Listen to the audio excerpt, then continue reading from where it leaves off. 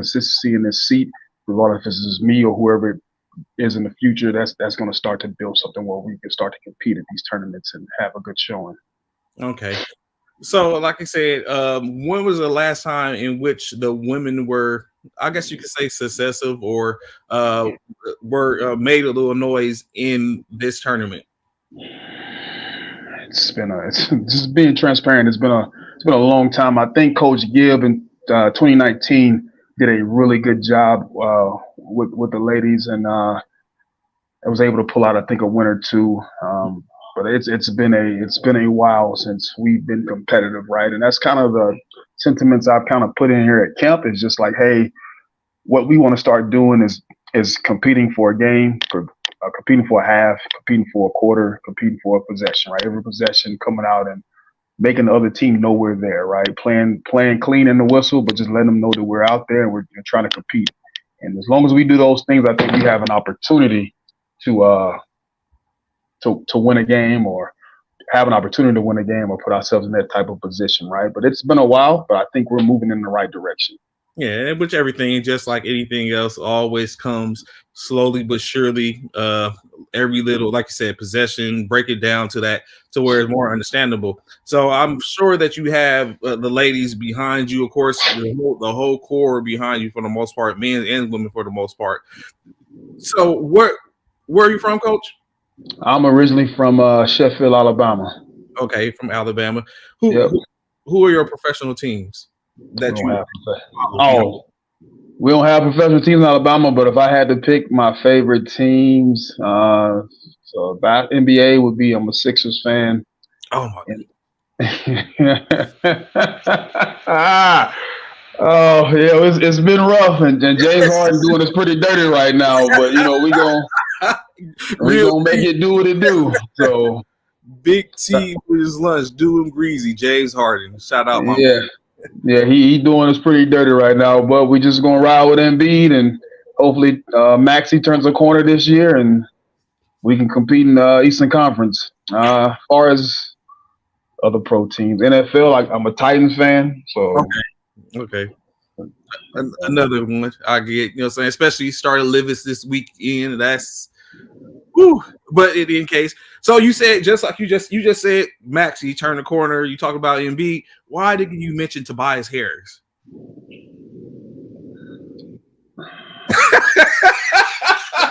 Oh man, I'm gonna give my uneducated opinion on that, right? So when we had Ben Simmons, everybody was giving Ben Simmons a hard time.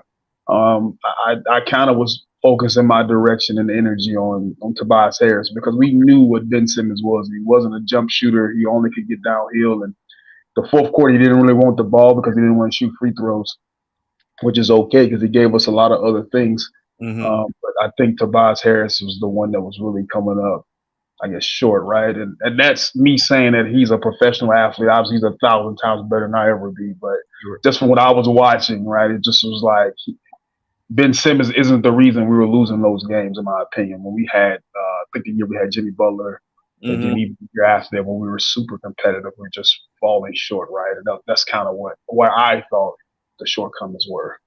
Or Jimmy Butler's favorite line, Jimmy, Tobias Harris over me. Oh yeah, absolutely. Listen, when he went to Miami and we kept him, I was kind of heartbroken about that. But hey, got to move forward what we got. So man, that hurt. Okay, so of course y'all went through, had tryouts and everything for your squad this year. Was it? I don't want to put you in a bond. Was it hard selecting your team? Was it just that? How many did y'all have more applicants than y'all did spots, and you had to really look and break it down, or was it like a perfect medley of spots and applicants where you really didn't have the hard point of saying someone had to go home?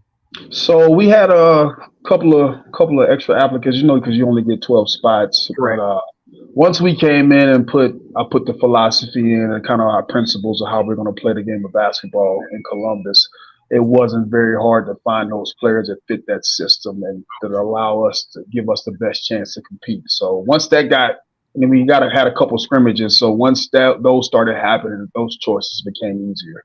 Okay. I'm very sure, especially when you have some. I know as I looked at the All Army's men's and looked and seen a lot of familiar faces in the as far as the applicants, and then of course look up and then some of those familiar faces are no longer there, and you know, hey, those are guys to go. So you of course you know it across all services. Of course they have to go in and do that. I know with the men's Air Force team, there's a lot of they're an extremely young team. As I was looking at seeing that, do you in the face and from the standpoint of the Marines women's team, are there a lot of veterans? Did you have to, are you rebuilding the program, so to speak, with a whole new crop? What's the layout there? So it's kind of half and half. I got half of my team is veterans, and then the other half are like it's their first time coming. I got a great mix of leadership and then young talent at the same time. So it actually worked out pretty good as we continue to rebuild this, right? So a lot of my posts that I've been sharing stuff on my social media, the hashtag I put is rebuild the grind, right? Everybody else is kind of like hashtag time for gold, which would be nice. Everybody wants to go there and be like, hey, I'm gonna go 7-0 or I'm gonna be in the gold medal game, right? So I wouldn't be remiss if I don't say the same thing, but more importantly to that, right? We're trying to start to build something now that can be sustained and we compete every year moving forward. So that's kind of where I went with the rebuild the grind mindset. Of course, because you is this basically you hanging them up, or are you still competing, or what's the look now? Well, I'm gonna be here. I'm gonna be here as long as I can be here, and I like what we have. So I think this year's gonna be I think we'll come out and surprise some people, in my opinion. But we'll see what happens when they throw the ball up.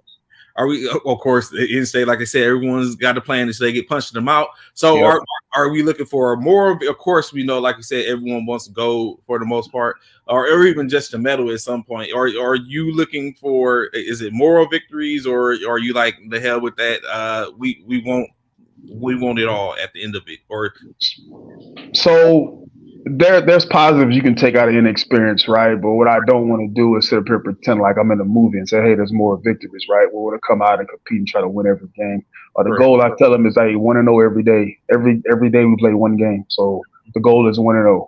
And then we build, we regroup, we rebuild, and we come out the next day and try to go 1-0, right? And if we don't get those wins, are we still doing those principles and those things that I'm trying to instill here? If we're doing those things, I feel like we'll have a chance to win. If not, we'll lick our wounds, we'll regroup, and we'll come back the next day even harder and see what happens. So from a coaching standpoint, who, of course, I mean, there's only a couple of services on the women's side. What team are you looking at the most that you would think is going to be the most competitive or most challenging for you, possibly right now on paper? So it's always the Army, right? I think the Army has been pretty much, at least on the women's side, I'm not too sure the men's side, they've been pretty much dominating this thing for a long time, right? So, and much respect to the Army, Navy, and Air Force. I know, but everybody's a threat, right? So we're the underdog that's coming in, and everybody's big brother, big sister. So we got to come in and compete against everybody, right? So I think the Army's the most threatened, but I think the Air Force and the Navy are equal threats, if not a little bit less than them, but they're still more of a threat than we are based off past experiences. So we have to come out and show them that, hey, we belong here. And that's another thing I'm trying to teach them as we get through these scrimmages, right? You belong on the court with them, right? Make them believe, because we already believe. So, yeah. And of course, like you said, the Army has been the more dominant one over the course of Coach Parker doing his thing over there. And then you gotta give them, I'm saying, where that they are currently the defender. Well, just last year, as early as last year, winning gold. So you, like you said, gotta give them. So who are your players? Go ahead and shout out your players right now that you're looking at being that are the ones that everyone needs to look out for, in your opinion. I will say I have so my team captain, Veronica French. She's I think this is her third time as a Marine basketball player. She played at the Naval Academy. She is one of my focal players, and then I have another returning player. We call her Red. She's going to bring a lot of energy and effort. And then I have, I got some newcomers that I think is going to help impact the game, right, and going to help bust it wide open, right. I think we're in a good spot this year. But those two leading the charge, and then I have my 2 point guards, Mo and Leachman. I think they're going to help get us where we need to go in the sets we need and allow us to, play the way we want to play. Okay, Coach Wayne in the comments, whatever you get in my book, What's good, my guy? Hey, Coach Mitchell. Coach, defend yourself. You know what I'm saying?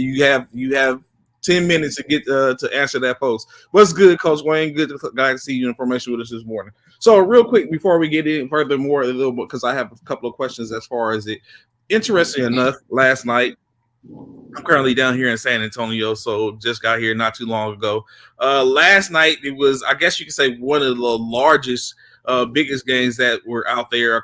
I'm very sure if Coach Concliffe, Coach Cal was on, he would be up here singing praises and talking about. I seen a lot of greasy talk after this game last night. The Dallas Mavericks faced off against the San Antonio Spurs last night.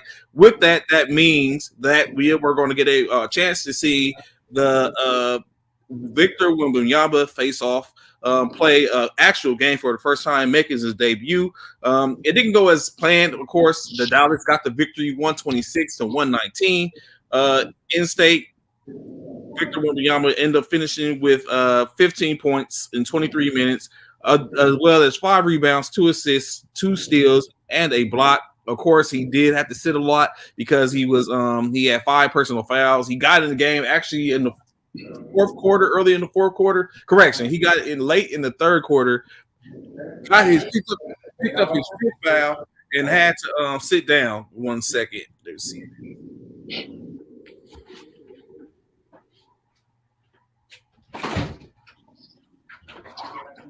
Yes.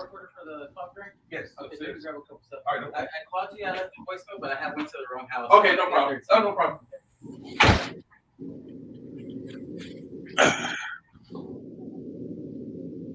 So basically, of course, were you able to catch any of the game or anything? Take a look at it.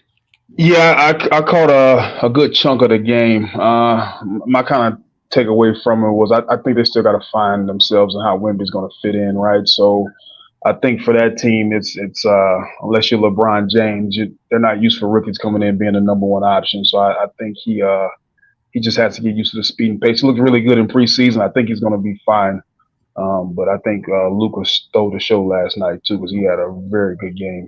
Of course, like you say, talking about Luka basically put up a triple-double, just like his actually other international counterpart. As unfortunately, Jokic put up a triple-double the night before. Doncic 33 points, 13 rebounds, 10 assists, 2 steals in 34 minutes of play. Kyrie Irving contributed with 22 points himself, 2 rebounds, 6 assists. In state, what the coach Wayne said, this man at work on the podcast, what Rice University football is going on. I'm not at work. I'm at home. It was a service. I got a service call, but yes, sir. Yes. So basically, Wayne, man, always some Wayne. So of course, like you said, Luka stole the show and putting on the show, a clinic in a sense, taking it over. Victor Wembanyama, like we said, young core, a difference, definitely probably a difference to be made as he continues to build and most likely get better. So that brings me to a question. Like you said, you have a mix of old and new for the most part. Do you, in a sense, think that is a benefit, or is it beneficial, especially if they can play, to have players that other organizations haven't seen and haven't had a chance to go up against yet? I do think it's a benefit to it, right? But that benefit only goes so far because after the first game, everybody's going to see everybody, and it's all going to be out there in the open anyway, whether it's a good or bad showing. But it's definitely a positive to bring something new to the table. And the most important thing is how the other players that's been here before gel with those new players, right? Because, we have to play as a team and compete as a team to have any chance to potentially win or go as far as we can go, right? So I think the importance of camp is building that in. And then, like I said, we had the chance to scrimmage the Albany State HBCU out here, and I got to see a lot of positive things from that. So I think we'll have a good showing with those new players. But like I said, only time will tell. Okay, so looking at it, right? Of course, like you said, you were a player. What is it that the coaches that know you, or other players that know you, or anyone has been around you, are going to see, or what can they expect? Are you more of a defensive minded, offensive minded coach? What might they think they're going to see? Because of course, as a coach, you figure out strategies to get the win. What are they possibly going to be looking at, or what they expecting from watching you as a player? So if anybody has ever seen me play at any point in time, I know I like to shoot the ball, right? I'm a shooter. I'm not a playmaker. I'm not a finisher around the rim. I just like to shoot the ball. So if that is probably what they're going to see a lot of, right? They're going to get up a lot of shots. That's the game plan. So a lot of shots because I like to shoot the ball. Who doesn't like to shoot the ball? But anybody watch me play before, they know I like to shoot the ball. So we should see a lot of that next week. Okay, interesting enough. Speaking of shooting the ball, of course, last night 108-104 was the end of the game once the buzzer struck. That was the score for the Boston Celtics and the New York Knicks. With that being said, the Knicks fell just 4 points short. But as I said, a lot of shooting going on. That of one Kristaps Porzingis, 30 points, 8 rebounds, 4 blocks on the night. Tatum contributed 34 points, 11 rebounds, 4 assists, two steals, and one block. Jaylen Brown, newly minted $60 million man, 11 points, 6 rebounds, 5 assists, 1 steal.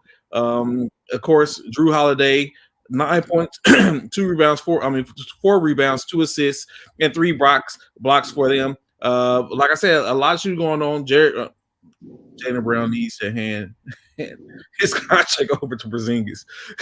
Wayne is on one. It's a little early, but you wait, Coach Wayne. It's a little early. Isaiah quickly off the bench with 24 points last night. RJ Barrett contribute 24 points, 15 points from Jalen Brunson. Quentin Grimes, 11 points, 14 points from Julius Randle. The Vincenzo didn't score last night, but he did contribute with 3 rebounds, 2 assists, and of course, Josh Hart, 7 points, 6 rebounds on the night. Seeing the Boston Celtics, in which the Celtics,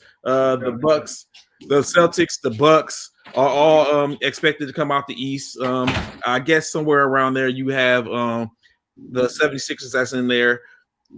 Coach just said Jaylen Brown needs to give his contract over to Porzingis. Do you think he's going to be the difference maker there in Boston? Oh, absolutely. If he gives them 3/4 of what he gave them last night, I think they're a very dangerous team in the Eastern Conference, right? So, I mean, realistically, as much as I love my Sixers right now, it looks like a 2-team race between the Celtics and the Bucks. So we'll see how Giannis and Dame gel over the course of the season. But last night was a good showing for Boston, so those fans should have a reason to be excited for their season this year. So, who would you say in the NBA is the dark horse team that no one is talking about, but probably should be looking at, in your opinion? The Kings. I want to say the Kings. I want to say, the Kings. I wanted to say the Lakers, but everybody talks about them, and AD did not have a good second half last game, but I would say the Kings. The Lakers are my team, and I like, man, this just, here we go. That's all I can say. But speaking of the Kings, last night they had a 130-114 victory over the Utah Jazz. Chalk for the. Even Harrison Barnes got off last night. Like, who would have thought that? Harrison Barnes, 33 points, 4 rebounds, 2 assists, 1 steal in 33 minutes of play. 22 minutes for Domantas Sabonis. 32 minutes, 22 points, 12 rebounds, 5 assists for Sabonis. Fox contributed with 18 points, 3 rebounds, 5 rebounds, 6 assists, 1 steal. Keegan Murray, 15 points. Horter, 7 points. Monk 10 points and a poster. So when you say the Kings, what you believe makes them the dark horse? Or I think last year they were just a year away. They were kind of young, and they had a good showing. They finished the season strong. I think just that extra year of experience. They're going to get games like that from Harrison Barnes from time to time. He's going to have some really good showings, and then he's just going to be the second, third option. But he has that ability to be that dominant scorer. So I think they have a really good chance to make some noise once they get back to the playoffs. I actually think they got a chance to get the top seed again, first or second, maybe third seed this year. Obviously, I think Denver is the team to beat in the West or in the NBA. But after that, I think it's the Kings in the Western Conference. So with the term within the when do you hear the term dark horse? Because of course, coming into this, like you said, I could say that the Marines women's are a dark horse, but of course, like you said, they're not seen as that one to be the threat. Do you think that utilizing that mentality can be a benefit, or do you use it at all to be like, you all know we coming in here, we're against the grain, they're not checking for us. So do you continue to preach that, to utilize that to galvanize your service members and be like, hey, we're coming out and they ain't gonna know where to hit them? So I kind of along those lines, right? So I tell them the first thing I tell them is, block out that noise, and then the second thing I tell them is that we don't need anybody outside of this room to believe. Like, if we believe, that's all that matters. So I don't need anyone outside of my locker room, none of my players, none of the coaches, the trainer, the OIC. If we're all in there, we're locked in and we believe, that's all that matters. The stadium's empty when we play against the other team, that's absolutely fine too. We have to make it happen, right? No matter who's there screaming, yelling for us or against us, we have to make it happen. So we have to believe first, and we'll come out and make people believers this year. I believe we really will. Do you know who you drew first for your first game? And when's your first game? I think we play the Navy. I think it's the Navy first, and then we play them. We have the last game of the day. First day. Yep. Do you think it gets a chance to get all the jitters out to sit and watch everybody before y'all go on, or would you have preferred to be in the middle, the first game for the day? How's that go? I mean, the way I view it is it's such a blessing to have this opportunity, and these players feel the same way. So just have an opportunity to play, regardless of when that falls in. They're gonna have butterflies. I'm gonna have butterflies. Be nervous, regardless of when we play, right? So, I want to say to ease them up a little bit because they're going to watch all the other games or some of the other games. But I'm sure once they step on that floor, it's all going to come back. So, we're just happy to be here. Now, you say that you were you coach, you kind of like cut your teeth coaching with the local high school, correct? Yes. And how has that been? That's been a great experience. Oceanside High School. I was assistant head coach over there. I know last year we made the state playoffs for the first time in school history. So that was a very great thing to be a part of. And then the extra bonus to that is that my daughter's on the team, so I get to coach her too. So I get to spend that extra time with her. And like I said, it's just a blessing to be able to impact.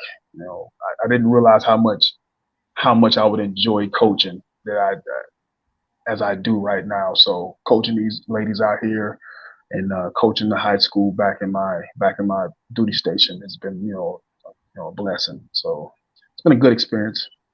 And you see a lot of that. I know I was down in Fort Johnson a couple of months ago, and that's where I was currently. I was working there, and it was a couple of people that played not Army that played for the installation in which they coached as well in the local high school, in which it was always a grand gesture in which you take it. So definitely heard that before or seen it before, and for the most part. And then I'm saying, of course, congratulations to Oceanside, the girls getting there. I, of course, went to Dominguez High School years ago up in Compton, California. So, but there we had a dominant during that time. He had a dominant girls team as well. So, spent a lot of time in CIF, and at that time we was playing at the Pond in Anaheim. So, but yeah, so I definitely basically hats off to you. Do you plan on continuing to coach or assistant coach at Oceanside, or are you going? You have your eyes on moving up or going somewhere else? No, right now it's stay with Oceanside. 'Cause I'm still active duty, so just making it balancing that time, and because obviously the Marine thing comes first, right? Because Correct. I'm still serving, so that balances well with my current schedule. You know, my command is very understanding. You know, letting me come out here to do this because our camp right now is in Albany, Georgia. So they, you know, letting me do this and then letting me coach at the high school, right? I don't want to overload Okay. against my primary job, right? But if it's the right situation, then we can definitely be looked into. So usually on here when an individual comes on, I tend to ask a couple of questions just to kind of like get the juices going. So Okay. I wonder, which is a new one. I have some new ones, especially now. Of course, this is a certain time of the year, but I have a new one that I just came across. What made you pick Marines? Why Well, maybe Marines? Yes. So at the time, so I went to college first, Mhm. tried to play football. That didn't work out. You got to go to class to. Hey, You got to go to class when you're in college. So you know, so I was working two jobs, just trying to figure life out, right? And I remember I was going to my second job, and I saw a Marine recruiter, and I remember asking her, "Hey, what branch of the Army you with? What do they wear blue pants? They wear blue pants in the Army with a red thing down the side." I said, "I never seen that because they never came to my high school." Okay. And the recruiter ended up telling me about the Marines, talking to me about it, and I mean, ever since the first conversation I had about it, it was pretty sure that's what I wanted to do, right? And I just haven't looked back. And you know what's funny is I don't think I've ever shared this, especially in a show in which I've been doing a show roughly over close to 2 years now. The first I I was actually on the hook with the Marines. Like I was sitting there doing everything, and I had an epiphany at that moment, and I was like, nah, I don't think this is it. It was in the middle of me taking my ASVAB or taking and we're taking the practice, and I just started pressing buttons. I was like, it didn't make a difference. 5 + 7, and I was going to pick 26. It didn't make a difference. Yeah. And my sister's father, who I was staying with at the time, called the recruiter because he was like, "Yo, what's going on?" And he was like, "Yeah, he gotta wait." He's like, he gotta wait a little time. He gotta wait X amount of months to take the test because this is what he did on this test. And he was like, but honestly, he's like, he looked like he was doing so good. He's like, it looked like he just nosedived out of a sudden. So basically, I had to sit up and go through that. One thing led to another. I had to go. I had to move. I had to move to Los Angeles for a short amount of time because I had got into a little trouble. And while I was out in Los Angeles, my grandfather called the Army recruiter. And so the Army recruiter came through, and then basically that was it. Like next, I'm running the LA riverbeds, practicing running long distances and stuff like that with the Army recruiter and the team. And then, of course, November 1994, off to basic training. So it's interesting. But I was almost there as a Marine, in which I don't know how I ended up with a Marine. I think I came across them at school during one of their visits or the recruiter visits. So, yep, that's how I ended up with the Marines. So, next question, more so based upon being NBA fan, who is your Mount Rushmore in basketball? Oh man. Oh. Okay. I mean, you got to put MJ up there. Do you? Do you have to? Yeah. I got to put MJ up there. I got to put MJ up there. So I got MJ. I got Kobe. What is that? 5. MJ, Kobe. 2 more. I gotta go. I gotta go Iverson because he was my growing up after Jordan retired the second time. Though Iverson was my favorite player. And then 4th, I'm gonna go Magic. Magic Johnson, Allen Iverson, MJ, and Kobe. Kobe. So, 2 questions. Wait, if you don't mind, how old are you? 39. 39. So okay, that speaks to your era. So is that why no LeBron particularly? I mean, I could make the argument that LeBron would be on there, and I would probably remove either Iverson or MJ. I mean, not MJ, Iverson or Magic. So Really? Why yeah, why so much loyalty to Kobe Bryant? I'm just wondering. listen, Kobe's that guy for me. He's that guy. Super competitive, has everything. Everybody that loves Mike, I don't know how you don't love Kobe Okay, because because they're he almost was just same player, just a newer generation. I mean, everything you look for in a competitor and a dog, especially as a coach, like Kobe has it. So yeah, maybe Iverson. I would move Iverson out and put LeBron in there. I think LeBron's great too. So I'm not one of those guys that's like, oh yeah, LeBron can't play. LeBron sucks. He'll have court moves. Like that's not me at all. I think LeBron is definitely the best of his generation. Top. so point taken. So of course there's errors in which it's different. I think it's different in sports in general. Every sport is different. So in basketball, there's errors, of course, when you look at those errors and stuff like that. But do you think in basketball that Jordan is the GOAT in general or just the GOAT of his era? GOAT, period. Yeah. And then you start to get the GOATs of the eras, i.e., Kobe dominated his era. Magic, even though he was in the same era as Jordan in a sense, he had his run. Larry Bird, and then now, of course, you have LeBron in dominating his era. Who do you think's next up? Who's the next one to take the reins and to be considered the probably the GOAT coming for the upcoming era? Or is it now, or do you think we still have yet to find them? Right now, I think it's Giannis. I think Giannis is pretty dominant, but you could go with a plethora of names. I think Luka's on his way. If Zion can keep stay on the court and stay healthy, I think he has a chance to be that guy. Embiid, there's a lot of options. I think Jason Tatum. I don't think it's clear cut yet, but there's definitely a lot of front runners who can take that title.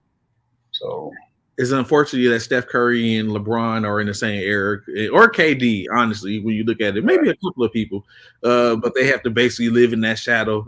But of course, they have etched their image in that lore. If any case, I asked a question, right? Jordan was a first name in which you mentioned when I asked the who is your Mount Rushmore in basketball. So I asked this question. It was a debate in which we had one time in which, of course, I was against all oppositions, in which I usually am. The conversation was if Jordan had not left them 2 years, would the Chicago Bulls had 8 consecutive championships? I'm gonna say yes. What? I can't. What is wrong with you guys? Why? I think Hakeem was an all-time great. But I just at that time, what Jordan was doing, it'd have been tough. I think it would have been tough. I definitely think those series would have won 7 games if they would have met both times, which didn't happen in Jordan's career. But I think the Bulls. There's nothing to show me why the Bulls in the '90s couldn't win. So you think they would have been eight straight? I think they would have won 8 straight. Wow. I just have a hard time believing that, looking at that and seeing that. I can see it both ways. I mean, I can kind of see your point too, but the opportunity is definitely there. It's definitely there because the Rockets would have been the hardest team they would have played. So if they'd have got beat those two, I mean, yeah. So that was definitely like I think a lot of people actually spoke the same thing. I know it was a couple of my co-hosts, Bishop. He was on. That was his mindset. Commissioner Myers from the NBA, he believed it. It was a couple of people who believed it. It's like nah. He's like unequivocally, without a doubt, Jordan wins. Continues. They win those 2 as well. But also, I would think if they would, let's say they would have got the first three, of course, which they did, and they, I think at some point, I would probably give them a fourth, maybe, because you were saying because Jordan was cooking. But I don't know. I think at some point within those last four, I think there would have been a break somewhere in there, and it would have to be a retooling situation.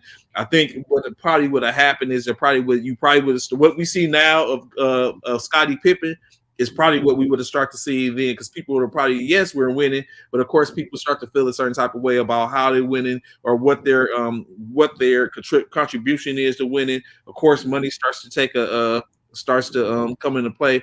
I think at some point they would have had a break in that, whether it been Houston or any of the other teams that they end up competing up against at that point, and they would have had to have a retooling system. So I just don't think it may not have came against Houston. It may have. I just think at some point they would have, just as they had to break because Jordan retired. I think even with him being in those 2 years, they would have had to break some point in that time frame to where they wouldn't have gone straight. They probably would have won the majority, but it definitely wouldn't have been eight straight. But that's interesting. So as I was saying, we're in a certain time of the year. That being, this is the 50 years of hip hop of this particular year. So with that being said, there's a correlation. And this is the first time I got a chance to ask somebody. So this is you're my first victim. Okay. Give me, and we can figure it out together. Give me your top 5 movies with your top 5 sports movies with a rapper turned actor. Top 5. Or just man, one which we probably can talk about. So I'm thinking about the first movie that comes to my head is Above the Rim. That's like Above the Rim, the first one. Tupac, okay. Yeah. I'm gonna struggle with this one. Yeah. You got Common in Just Right. You got Will Smith and Ali. Who was it? LL Cool J. Any given Sunday. Yeah. That would probably be my number one choice. That'd be number one. Yeah. Any Given Sunday. I love that movie. And Above the Rim will be second. Ali will be third. 5. Matter of fact, I'll make it so much easier for you. Give me, like I said, it's the 50 years of hip hop. Who's the best? Who's the top 5 rappers turned actor, or musicians turned actors? Your top 5. I think one is Ice Cube, LL Cool J, Will Smith. Mm-hmm. I have Common 5. Let me think of somebody. Rapper turned actor. Mos Def, Queen Latifah. Queen Latifah, yeah. Queen Latifah 4, yeah. Because she did a lot of stuff, sitcoms, TV. So yeah.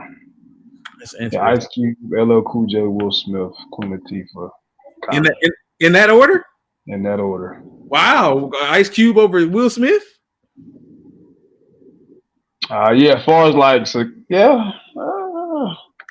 You got, like you said, it's out there. LL Cool J. I think LL is I think that top 3 is probably you can probably interchangeable or something. Interchangeable, yeah. Off the hill, first time thinking about it, yeah, that's kind of how I got it set up. But you can definitely move it around pretty easily.